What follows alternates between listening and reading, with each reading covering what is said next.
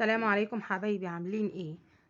النهارده ان شاء الله وصفتنا جميله، كلنا طبعا بنحبها. شويه رز بلبن، بصوا ان شاء الله يعجبوكم.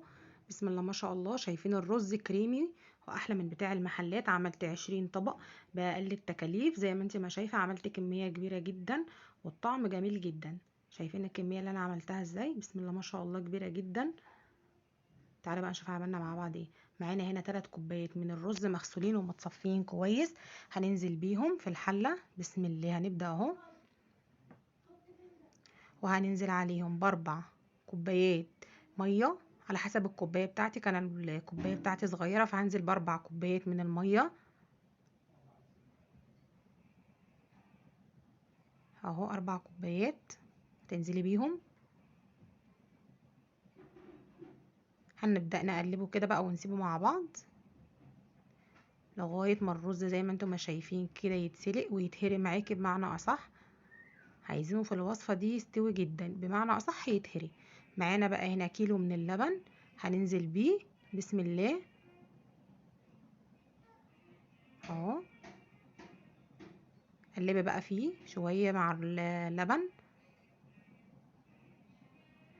هقولك على حاجه تظبط لك طعمه وتخليه احلى من بتاع المحلات، وان شاء الله هيعجبك. معانا هنا كوبايه ونص سكر، والسكر ده برضو حسب الرغبه. انا مش بحبه مسكر فمش مكتره السكر. هنقلب بقى المكونات. معانا هنا علبه من القشطه هننزل بيها. بسم الله اهي.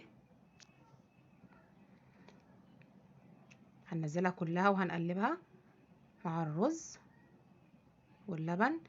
معانا هنا بقى الخطوه اللي جايه. معانا في نفس الكازرونه اللي فيها اللبن معانا هنا كوبايه من الميه مج، ومعانا هنا كيس لبن من النيدو، كيس لبن نيدو هننزل بيه.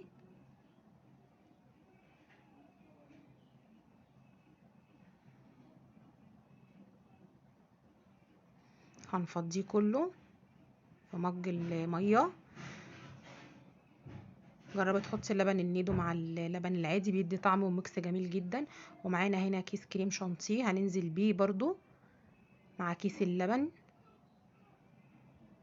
وهنقلبهم مع بعض كويس. جربي الطريقه دي وان شاء الله هتعجبك. هننزل بقى بكيس اللبن النيدو والكريم شانتيه. بصراحه هيديله طعم جميل جدا مع علبه القشطه اللي انت حطيتيها، والكريم شانتيه هيفرق جدا في الطعم.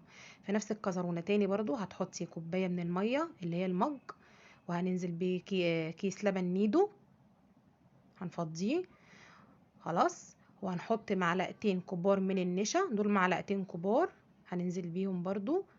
بسم الله. ومعانا هنا ظرف فانيليا برضو هننزل بيه. دي خلاص اخر خطوة. امشي بس كده بنفس الخطوات وان شاء الله هتاكلي احلى رز بلبن، احلى من بتاع المحلات. واكبر كمية عملتها. شايفين؟ هننزل بقى دلوقتي بالنشا واللبن والفانيليا. خلاص كده خلصناه. هنسيبه بقى مع بعضه كده ياخد ويدي شوية، والمكونات كلها هتتمزج في بعض. بسم الله ما شاء الله. شايفين شكله والريحة بصراحة في منتهى الجميل. خلاص كده خلصناه. عملنا اكبر كمية بأقل التكاليف زي ما انتم ما شايفين. شايفين قوامه كريمي جدا. بسم الله. هنصبه بقى في اطباق. بسم الله. جربي الطريقة دي وان شاء الله تعجبك. وصفاتنا سهلة وبسيطة وكمان اقتصادية وعلى قد الايد. هتعملي اكبر كمية حطيها عندك بقى في التلاجة وبألف هنا وشفا. هنغرف بقى كل الاطباق. انا عملت 20 طبق بالكميه اللي انت شايفاها دي بنفس المقادير. بصوا الاطباق بسم الله ما شاء الله. خلصت هنا بقى كل الكميه وغرفتها. لو عجبك بقى الفيديو يا ريت تشتركي معايا في القناه لو انت جديده، وتفعلي الجرس عشان يوصلك كل جديد. واستنوني في فيديو جديد حبايبي، والسلام عليكم على احلى متابعين في الدنيا. سلام عليكم.